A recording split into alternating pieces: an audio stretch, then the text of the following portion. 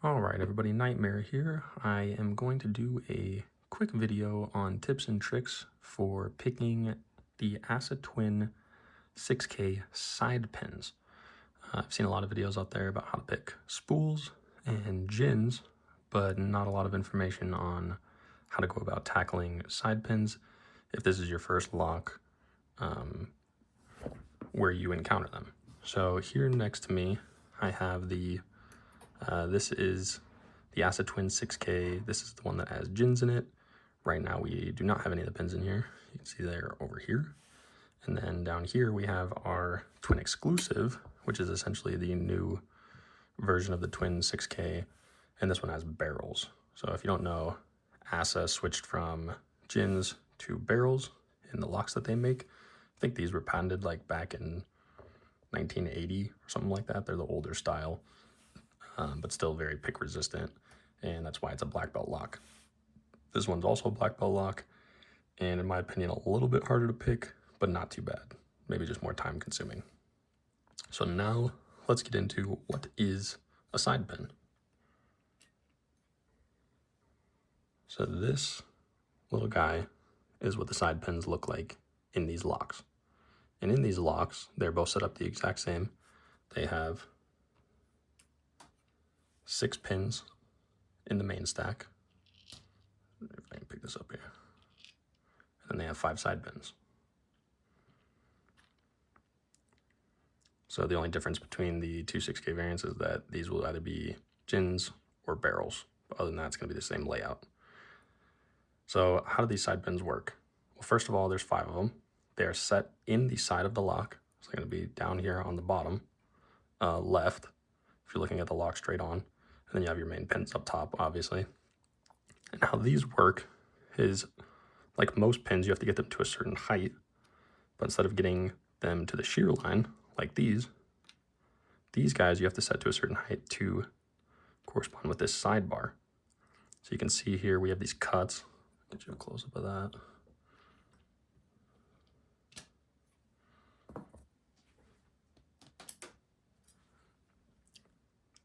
So each one of these side pins has its own height that it has to be set to. And when it's set to its correct height, these protrusions will slide in to the true gate, which is this big one in the middle, like so, like that. And what that allows the sidebar to do is be depressed and rotate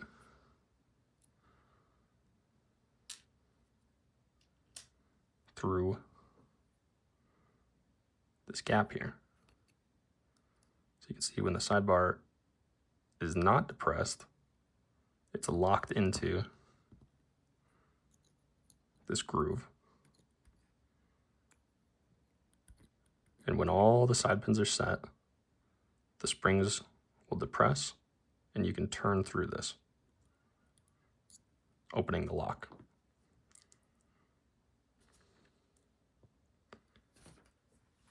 So with these pins, now that we've talked about what they are and how they work, let's talk about tool selection. So tool selection is very important for this because there is a height that a max lift pin will need to be set to.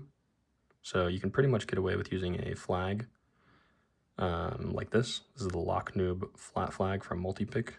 You don't have to use this. You can use any sort of dimple pick that fits the keyway. And so when I say fits the keyway, I mean here's a bottom view without the side pins. And here's how much space you have to slide in.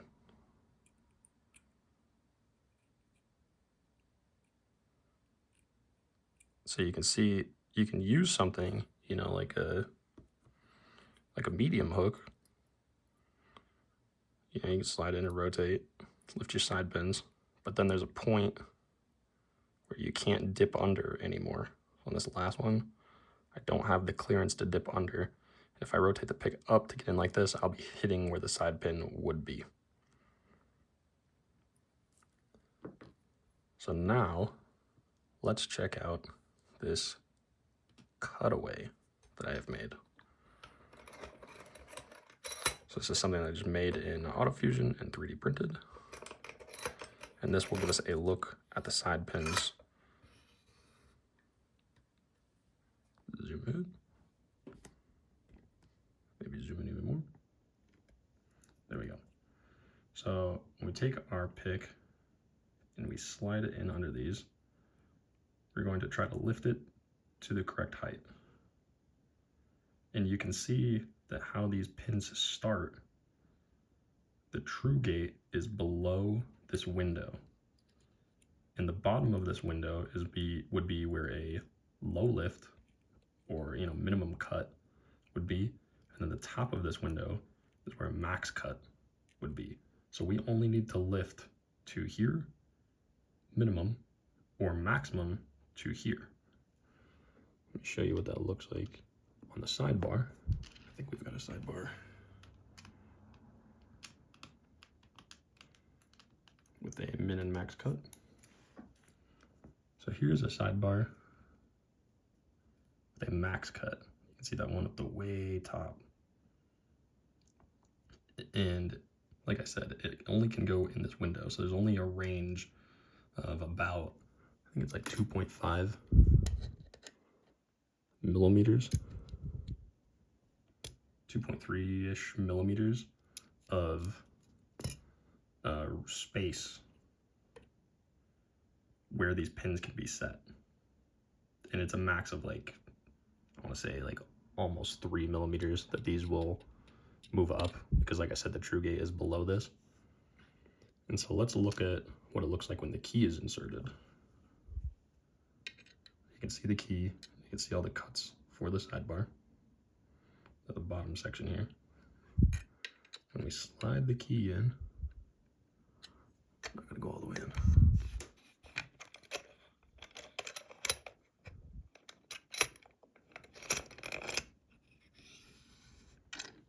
Adjust our camera a little bit. So when we slide the key in, we can see that they all line up with their true gates. And if we were to throw a sidebar in, like this one, it goes this way, we can see it just falls flush.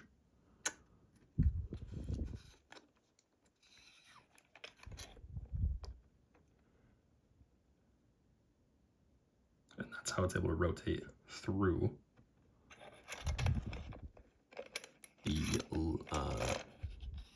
lock body. So now if we take this out,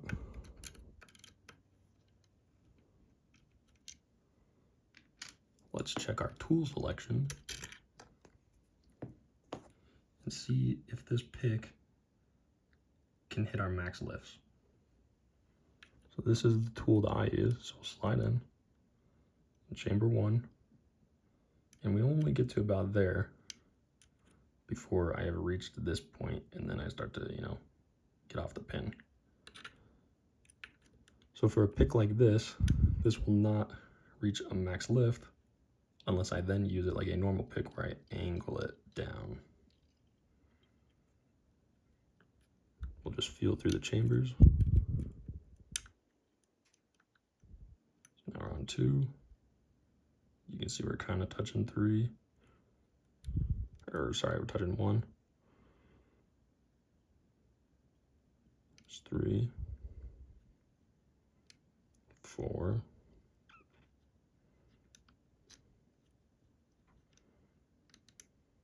and 5. So we can see that this will work, and it did work for us in both the videos we picked. You can see what I'm doing here. Zoom back out. So the reason why I put the tape on the back of the flag is you can kind of see what it looks like. Kind of keep track of my motions. So I put the flag in flat. It's supposed to be flat. And then we'll rotate up, go to the next chamber, rotate up, and that's all I'm feeling for. And when all you feel is the springs like this, that means that the sidebar is not ready to be set yet. Which brings us into our next point. When do you set the sidebar? I have found that for both of these locks, it is different. And when I say both these locks, I mean the gin variant versus the barrels variant. So the barrels, you can pretty much pick the barrels first, and this is all rotating counterclockwise. And for these, I used a flush top of the keyway tensioner from Multi-Pick. It was 1.3 millimeters, a little bit loose, but not too bad. I think these keyways at the top are like 1.4. So if you got something like that, that would fit better. But you can see there's not a lot of play on these. But for the barrels, you can pretty much just pick the top, all 6 in the top, and then set the sidebar in your open. Whereas the gins, a little bit different. You have to first get the gins up to the counter milling. So you'd get these guys. This is the wrong one. This is the barrels. But you get the idea. You would get them up to where the neck of the gin bottle spool is in the counter milling like this. And then you'd get into a false set. The core would slightly rotate. Then you can set the sidebar. And then after you set the sidebar, you can pick the gins out of the counter milling, and you won't drop any of the gin spools because you'll be in an even deeper false set before you get to turn. So that brings us back to the next piece of advice, which is, let's pull this out of here real quick. So also another quick tip, easiest way to pull these out of here is just to put the key in and then just push it out like that.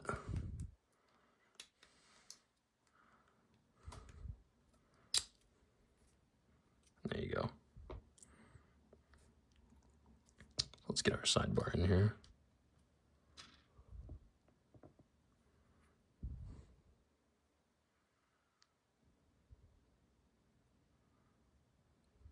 It goes like this. Let's get our 2 little pins. So we have 2 little springs that go in here as well.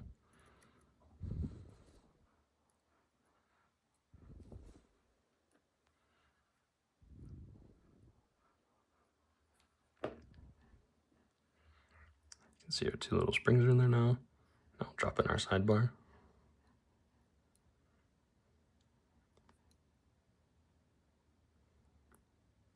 And you can see that when it's fully depressed, it can roll through that groove like we were talking about. If we put it in here,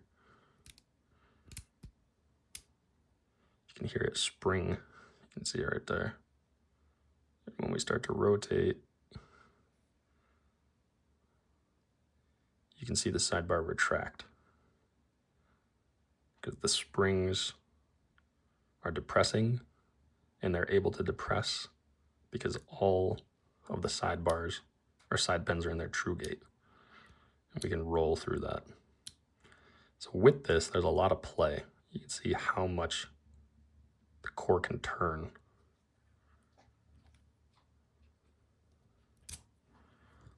And that brings us to our next little tip, which is take a Sharpie and make a mark on your lock, lining up the core in your body.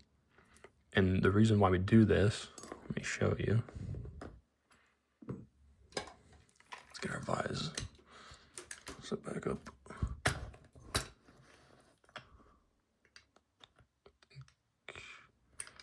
think that's how I like it.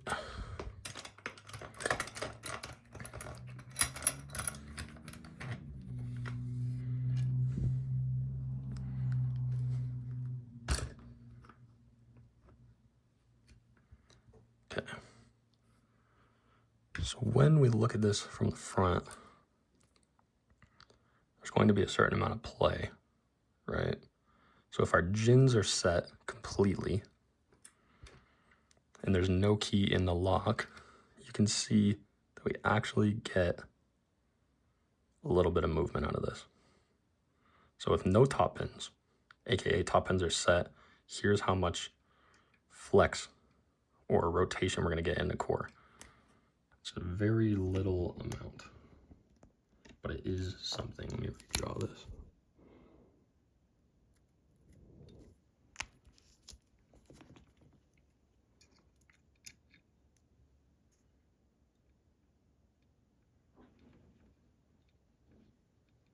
You can see that. So now in order to pick these, they're going to require very light tension. If I go to stick my pick in here and I'm pulling really hard, they're going to bind like crazy. So 3 is binding first, and it's binding super hard. You can see from the tape that I can't even spin the pick. So if I let off a lot,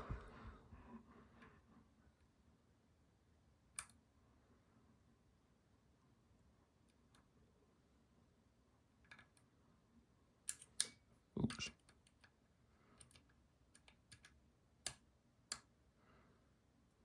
You can see we get those nice audible clicks. And I'm just feeling through.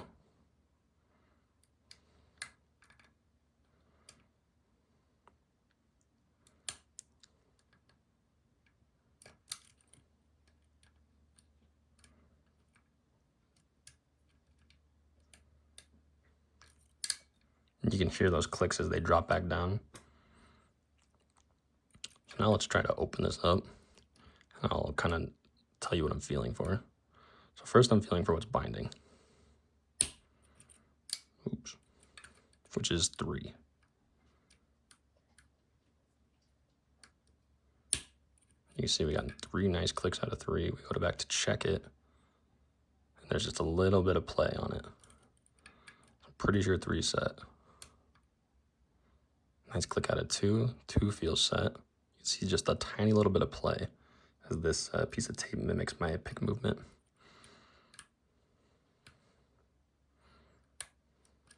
Oh, even more core movement after picking 1, which makes sense because we've set these 3 front pins. So that means that the sidebar can slide in like halfway.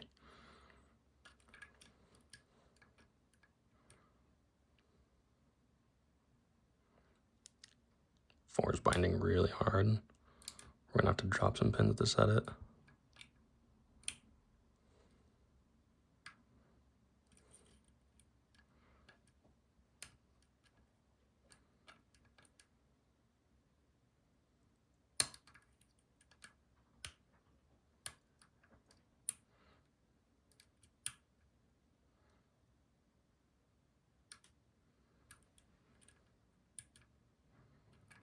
Go back and check.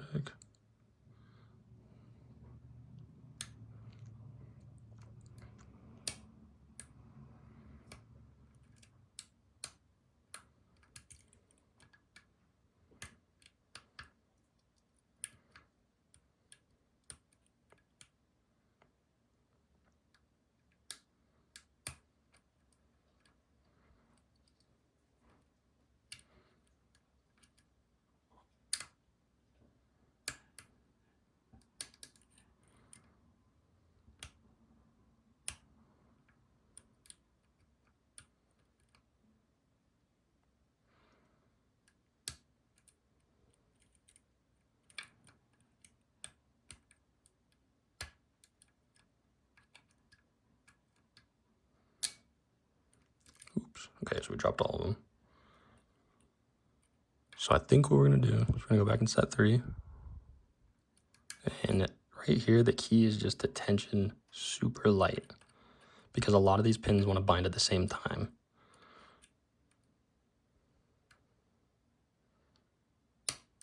It's 3 clicks out of 3. 1, 2, 3. 4 is binding.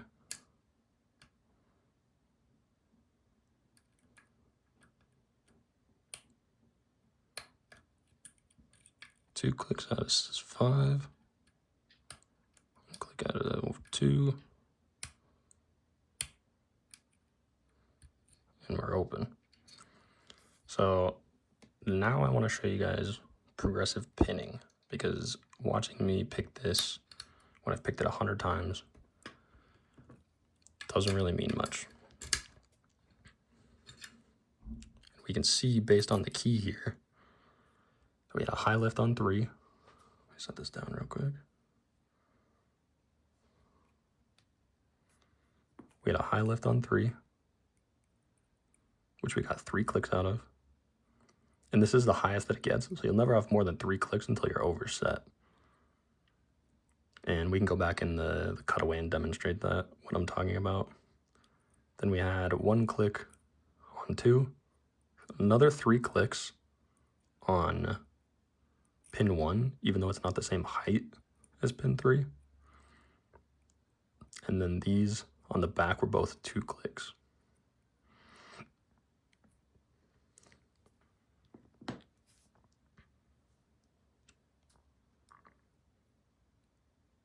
This is what it looks like on the sidebar, but in reverse. So this was 5. These were both 2 clicks, 5 and 4. 3 was our max lift. 2 was our minimum lift. And then we had another 3 clicks on a pretty high lift on 1. Let's move this over here. Drop our springs out, we don't lose those.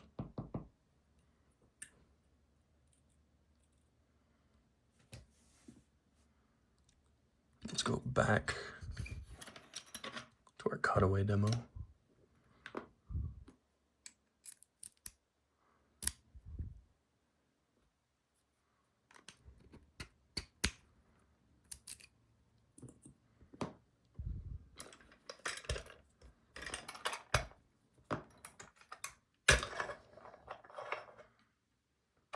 Do it like this.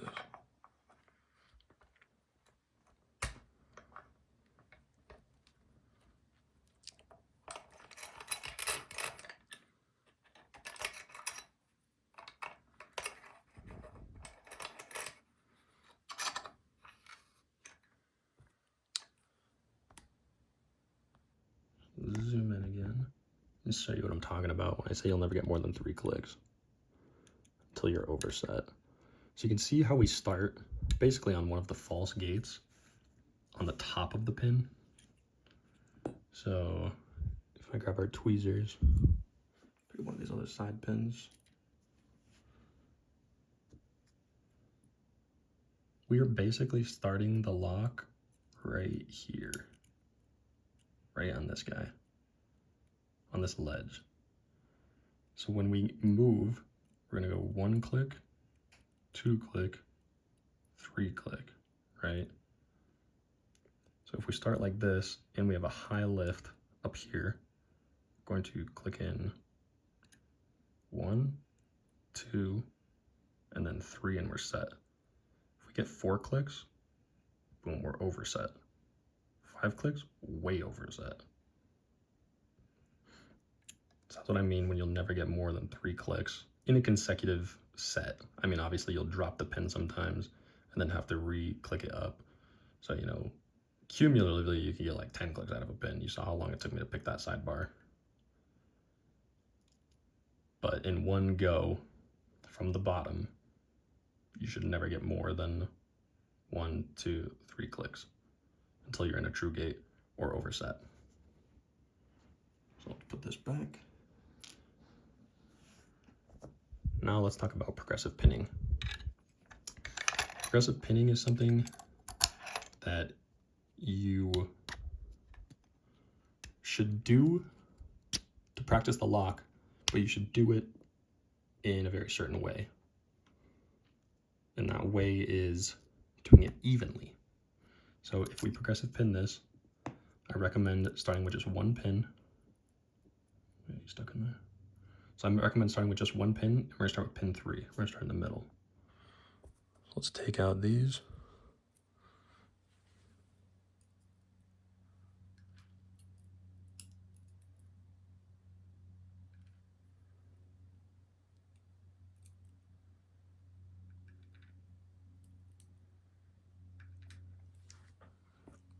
We're just gonna start with this 1 pin. We'll put it back in here, put the key in.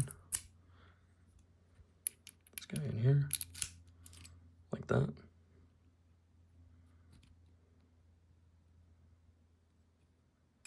Please lock. Oh, it's not locked because we don't have the sidebar in. Duh. It's okay because we gotta set up the visor anyway. So now let's put the sidebar back in. Do not lose these little springs.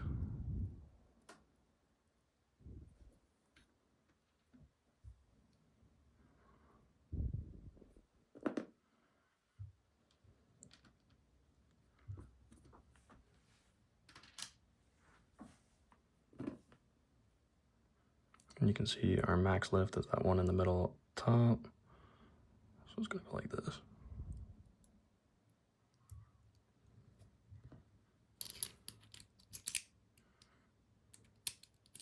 There we go. So now we're all locked up. In jiggle testing for these, when you have a set pin, like I said, you kind of see my flag move when I'm doing it, but it's about that much movement. When it's binding, typically it's not set, or you have too much tension on to even be able to read the pin state. So we've got nothing on 1, nothing on 2, 3, a little bit of movement. You saw that. Still a false gate though. We have to let off tension. 2, and then I have to kind of bend the pin down to get 3. And you can see we're open. So now if you were to progressive pin this more, I would recommend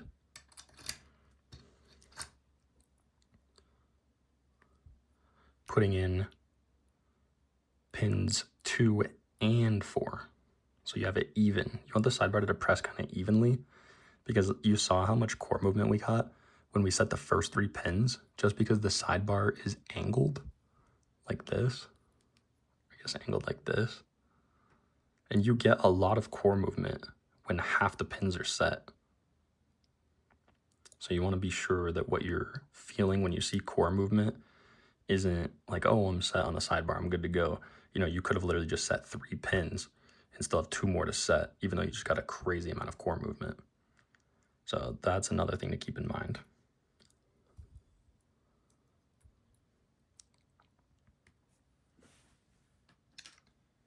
Then last but not least, if you do not have a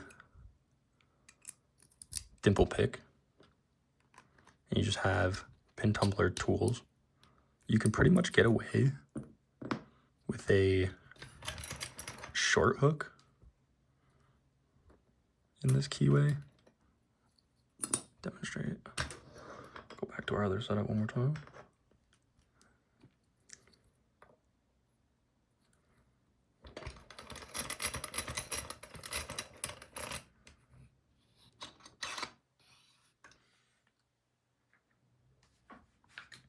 So we just have a standard short hook here.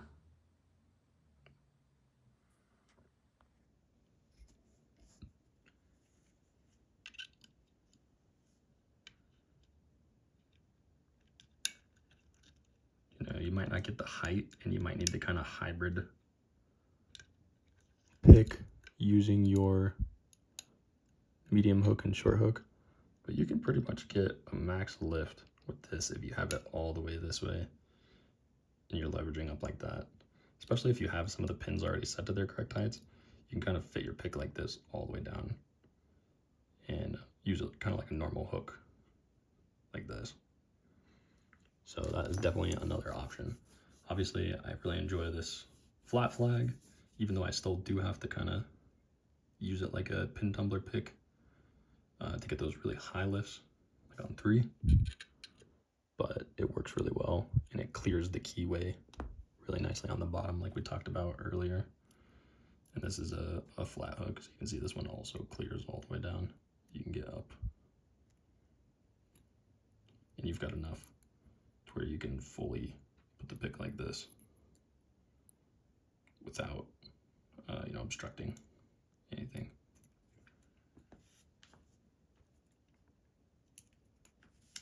But yeah, I think that's it for this video. You know, let me know if you have any more tips and tricks down in the comments, or if this helped you, or if you have any more questions. I'd be happy to answer them if you leave a comment or reach out to me. And yeah, I can get you helped out. Awesome, thank you, and have a nice day.